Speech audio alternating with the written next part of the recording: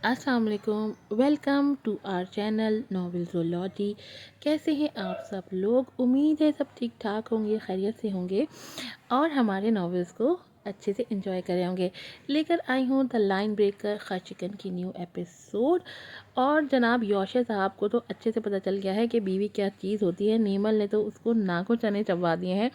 सुबह शाम सॉरी बोल बोल के जो है ना नीमल को उसने रोका हुआ है। अब देखें क्या होता है आगे की एपिसोड में। जल्दी से चैनल को सब्सक्राइब कर दें, वीडियो को लाइक कीजिएगा, शेयर कीजिएगा, बेल आइकन को ज़रूर प्रेस कीजिएगा। नॉवेल है the line breaker, episode number है 38। वो रात के इस पहर जाए नमाज पर बैठी अपने रब का शुक्र अदा कर रही थी। जब से उसने शुक्र अदा करना शुरू किया था, हसद को अपने आप से दूर रखा था, तब से वो शजरे ममनुआ के साए तले से निकल गई थी। तब से उसने अपने दिल में सुकून को आते महसूस किया था। आज जो वो यौशे की आंखों में अपने लिए तड़प देख रही थी, वो उसके सर को शुक्र से झुकाए चला जा रहा था। उसने बहुत कम की तमन्ना की थी, इतना मिल जाएगा, वो भी उस शख्स के हाथों जिससे वो अपनी आखिरी सांस तक भी उम्मीद नहीं कर सकती थी। पर अल्लाह ने ये इज़्ज़त मान उसी शख्स के हाथों लिखा था। मैं जो उसे छोड़ने का कहती रहती हूँ, क्या मैं उसे छोड़ सकती हूँ? ये सवाल खुद से करते उसने बेड पर लेटे वजूद की तरफ देखा और जवाब आया नहीं। हकीकत यही थी कि वो अभी भी उस शख्स से मोहब्बत नहीं करती थी। शक उसके जहन से निकलता ही नहीं था, बेयकीनी ख़त्म होने का नाम नहीं लेती थी। और आज जो वो उसकी आंखों में अपने लिए देख चुकी थी, अगर ये कभी बदल गया तो कैसे सह पाऊंगी मैं? और कभी उसने मेरा एतबार फिर से तोड़ दिया तो मैं नहीं बर्दाश्त कर पाऊंगी। यही सोचते उसकी आंखों के किनारे गीले हो गए थे कि तभी उसने यौशे की अजीब सी आवाज़ सुनी थी। उसने आंसू साफ करते उसे देखा। उसे कुछ अजीब लग रहा था। वो फौरन उठकर उसके पास आई थी। वो नींद में कुछ बुड़बुड़ा रहा था, जैसे डर रहा हो। अभी वो उसको पुचकारती कि वो उठ गया था। लंबे लंबे सांस लेता वो चारों तरफ देख रहा था। नीमल ज़रा घबराई सी उसी को देख रही थी। तभी उसने भी नीमल को देखा था। यौशे की भवें सुकड़ी। तुम अब तक जाग रही हो? हाँ, बस नींद नहीं आ रही थी। क्या हुआ, तुम्हारी तबीयत ठीक है? वो फ़ौरन उसके गाल को सहलाते हुए बोला। मैं तो ठीक हूँ, तुम्हें क्या हुआ है? वो परेशानी से पूछने लगी। कुछ नहीं, वो मुंह पर हाथ फेरते हुए बोला। वो उसे डरा हुआ लग रहा था। कोई बुरा ख्वाब देखा है? नीमल ने गौर से उसका चेहरा देखते हुए पूछा। हम्म, हाँ, वो हल्का सा चौंका। अजीब बात थी, कोई भी शख्स अपने आप को मरता हुआ नहीं देखता, लेकिन वो ख्वाब में अपने आप को मरा हुआ देख रहा था। शादी के बाद से डरावने ख्वाबों का सिलसिला, जो थोड़ी देर के लिए रुका था, फिर से शुरू हो गया था। उसने नज़र उठाकर नीमल का चेहरा देखा। वो उसे परेशान लग रही थी। कुछ नहीं हुआ, सो जाओ, वो उसका गाल थपथपाते कहते वो भी करवट लिए लेट गया था। नीमल को इस वक्त वो गायब दिमाग लगा था। नाश्ते में उसके सामने गर्मा गर्म पराठा और सालन था। यौशे ने एक नज़र खाने को देखा और फिर उसे जो चाय की ट्रे लिए चेयर पर बैठ रही थी, उसे बशीर भाई याद आए थे। मैंने सोचा आज मुख्तलिफ होना चाहिए। चाय उसके सामने रखते वो बोलकर उसकी तरफ देखने लगी। वो बिना उसकी तरफ देखे भी समझता था कि वो उसकी तरफ क्यों देखती थी। पराठा अच्छा बना है। तारीफ़ करना बेहद ज़रूरी था, जैसे सुबह ब्रश करना ज़रूरी होता है। वो खुश हो गई थी। तुम्हारी जॉब कैसी है? यूं अचानक इतने अरसे बाद इस सवाल पर वो निवाला चबाते ठटका था। अच्छी है, पर तुम क्यों पूछ रही हो? ऐसे ही तुम्हें शायद कार बिजनेस करने का शौक था ना? योशी ने उसे मुस्कुरा कर देखा। वो उससे इतनी भी गाफिल नहीं थी। उसे अच्छा लगा था। शौक अब भी है, लेकिन पैसे नहीं हैं। वो हर मामले में साफ को था। पैसे मेरे पास बहुत हैं। मम्मी पापा की तरफ से छोड़े पैसे हैं। ज्वेलरी भी है और मेरे पास ज़ाती खुद के कमाए 6 लाख भी हैं। वो गहरी नज़रों से उसे देखने लगा। क्या चीज़ थी ये? जिस शख्स को कल तक वो पसंद नहीं करती थी, आज अपना सब कुछ उस पर लुटाने के लिए तैयार थी। क्या इससे ज़्यादा कोई शख्स खुश नसीब हो सकता था? नहीं, क्योंकि ये हलाल और जायज़ बीवी थी। अल्लाह ने इस रिश्ते में बरकत देनी ही थी और हराम ने तो उसको जलील ही करना था। ऐसे क्या देख रहे हो? कम पड़ेंगे तो डैड से ले लेना, उन्होंने बाकियों को भी तो सपोर्ट किया है। मैं खुद बात कर लूँगी डैड से, वो झट से मशवरा देते बोली। मैं शुरू से सेल्फ मेड इंसान रहा हूँ नीमल। मैं कभी किसी से पैसे ले ही नहीं सकता, और तुमसे तो बिल्कुल भी नहीं। पर उसने कुछ कहने के लिए मुंह खोला ही था کہ تم نے مجھ سے کہا یقین مانو مجھے بہت اچھا لگا، لیکن آئندہ یہ بات مجھ سے نہ کرنا، یہ تمہارے پیسے ہیں، ان پر صرف تمہارا حق ہے۔ یوشے نے اس کی پوری بات سننے سے پہلے ہی کہا۔ نیمل کو سندر کی بات یاد آئی تھی۔ اس کی فیملی حد سے زیادہ زید کو سپورٹ کرتے تھے۔ جہیز میں وہ گاڑی لائی تھی اور سلامی میں بھی زید کو نیو برانڈ گاڑی دی گئی تھی۔ وہ اس کے بزنس میں بھی بھرپور تعاون کرتے تھے۔ یہ بات کسی سے ڈھکی چھپی نہیں تھی۔ ضروری نہیں سامنے نظر آنے والی چیز سونا ہی ہو، اس بات کا ادراک نیمل کو آج ہوا تھا۔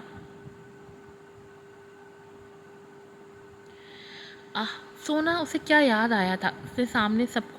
اس نے سب کو سونا سمجھا تھا اور سامنے بیٹھے اس چیز کو کائی میں پڑا پتھر۔ ایک لمحے کے لیے اس نے آنکھیں بند کر کے کھولیں، پھر ٹھہر کر بولی، لیکن بزنس کے لیے پیسے کہاں سے لاؤ گے؟ وہ کہے بنا نہ رہ سکی۔ جس اللہ نے اتنی اچھی جاب دی ہے، بزنس کے لیے پیسہ بھی وہی دے گا۔ نیمل کی طرف نوالا بڑھاتے اس نے مسکرا کر کہا۔ نیمل نے اسے گہری نظروں سے دیکھا۔ اللہ پر اتنا یقین کب سے اس کے اندر پیدا ہو گیا تھا؟ اس نے نوالا منہ میں لیتے سوچا۔ تم بہت بدل گئے ہو یوشے۔ چائے کا سپ اٹھاتے اس کا ہاتھ ٹھٹکا۔ یہ جھٹکا تھا اس کے لیے۔ اس نے حیرت سے نیمل کو دیکھا۔ کیا ہوا؟ نیمل نے اس کے اس طرح دیکھنے پر پوچھا۔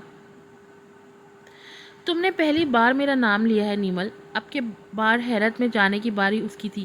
وہ کب سے اس کے لیے اتنی اہم ہو گئی تھی کہ وہ اس کی باریک سے باریک بات کو بھی یاد رکھے ہوئے تھا۔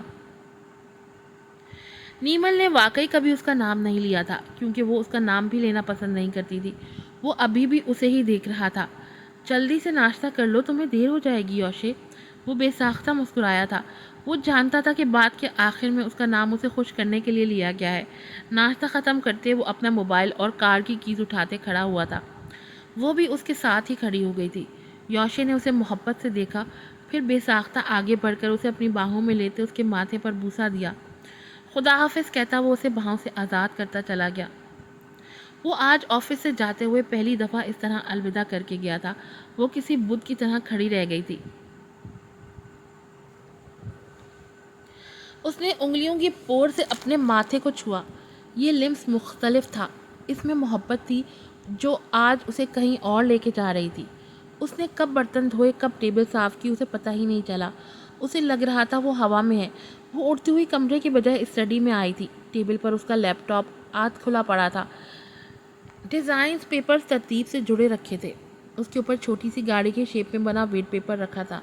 نیمل نے اسے اٹھا کر غور سے دیکھا۔ پوری گاڑی کی شیپ تھی، ایک بھی چیز مس نہیں تھی۔ یہ یوشے کے شوق کی انتہا تھی۔ پیپر ویٹ وہیں رکھ کر اس نے الماری کی طرف دیکھا۔ سب سے پہلی رو میں قرآن کے ساتھ انگلش میں ترجمہ بھی رکھا تھا۔ وہ حیران تھی کہ وہ قرآن بھی پڑھتا ہے۔ وہ یہیں بیٹھ کر پڑھتا ہوگا۔ ایک عجیب سی خوشی لیے اس نے چیئر کی بیک پر ہاتھ پھیرتے باقی کی روز کو دیکھا۔ پیپرز اور فائلز کافی تعداد میں تھی۔ اس نے ایک پیپر اٹھا کر دیکھا، دوسرے، پھر تیسرے کو۔ یہ سب کارڈز، اسکیچز تھے۔ اس نے مزید دیکھے بغیر وہ کمرے میں آ گئی۔ بیڈ کے علاوہ ہر چیز ترتیب میں تھی۔ وہ الماری کھول کر کھڑی ہو گئی۔ یوشے کے کپڑے نہایت کم تھے۔ اس نے بے ساختہ نیچے والی رو کو دیکھا۔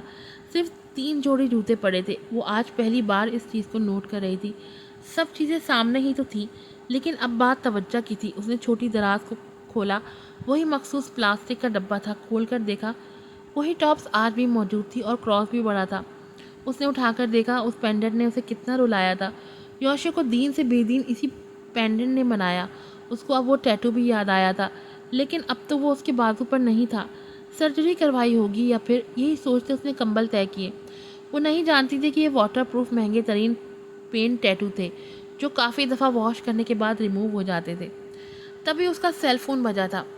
کال اسحاق صاحب کی تھی۔ اس کے فون اٹھاتے ہی سلام کرنے کی چہکار سے وہ سمجھ گئے تھے کہ نیمل خوش ہے۔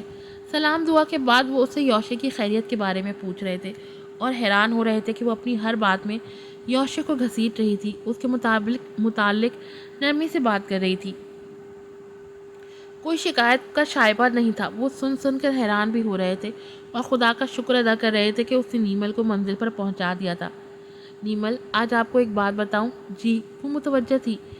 نیمل، یوشے سے تمہاری شادی کی خواہش تمہاری ماں بسما کی بھی تھی۔ ایک دفعہ اس نے میرے سے اس بات کا ذکر کیا تھا۔ نیمل سن سی یہ سب سن رہی تھی۔ تمہارا رشتہ جوڑنے کے لیے. جہاں میری مرضی شامل تھی وہیں تمہاری مرحوم ماں کی بھی یہی خواہش تھی. اسے یوشے پتہ نہیں کیوں اتنا اچھا لگتا تھا. ماما بھی یہی چاہتی تھی. اس نے روتے ہوئے پوچھا. بس تم خوش رہو اور خود کو اس کے لیے اتنا ضروری کر دو کہ وہ چاہ کر بھی تمہارے بغیر نہ رہ سکے. تم سمجھ رہی ہو نا؟ جی. اس نے آنسو صاف کرتے ہوئے ہاں میں گردن ہلائی. وہ اب یوشے کے ساتھ ساتھ اپنی ماں کو بھی یاد کر رہی تھی. اس کی طبیعت میں فی الحال بشاشت تھی. بیڈ پر پلو صحیح کرنے کے بعد اس کو بیڈ شیٹ چینج کرنے کا خیال آیا تھا. اسی مقصد سے اس نے الماری کھول کر دیکھا. کوئی بیڈ شیٹ نہیں تھی. مطلب ایک لانڈری میں ہے، دوسری بچھی ہے، ایک تیسری چادر ہے ہی نہیں. اس کے اپنے کمرے کے بیڈ کے لیے 15 چادریں ہر وقت موجود رہتی تھیں. اب کیا بچھاؤں؟ اس وقت نیمل کو یہ سب سے بڑا مسئلہ لگ رہا تھا جس کا فوری حل نکلنا ضروری تھا. تبھی اس نے موبائل پکڑ کر یوشے کو کال میں لائی تھی لیکن دوسری طرف سے فون نہیں اٹھایا گیا تھا. حد ہے، گھر میں بیڈ شیٹ نہیں ہے. میں وہ لینے جا رہی ہوں. مختصر میسج بھیج کر وہ چینج کرنے چلی گئی تھی.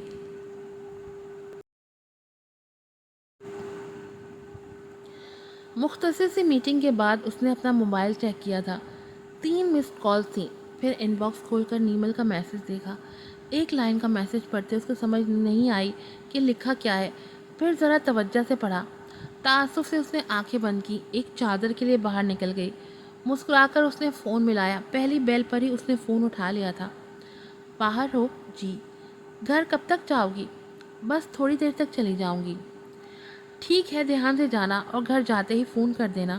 اس نے مختصراً تاکید کی تھی. وہ فون بند کرتی اپنی ہی دھن میں یوشے کی بات یاد کرتے مین روڈ کراس کر رہی تھی کہ ادھر آج یوشے کے لیے اچھا دن تھا.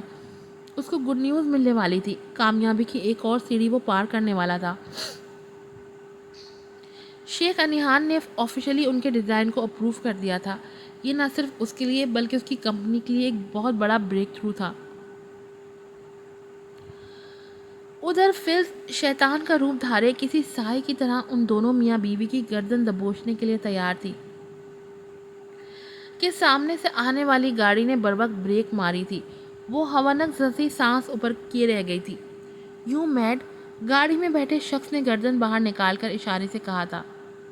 یہ عجیب تھا. وہ نئی جس خوش فہمی میں مبتلا اس نیلے آسمان پر اڑ رہی تھی وہاں ایسا ہی ہوتا ہے.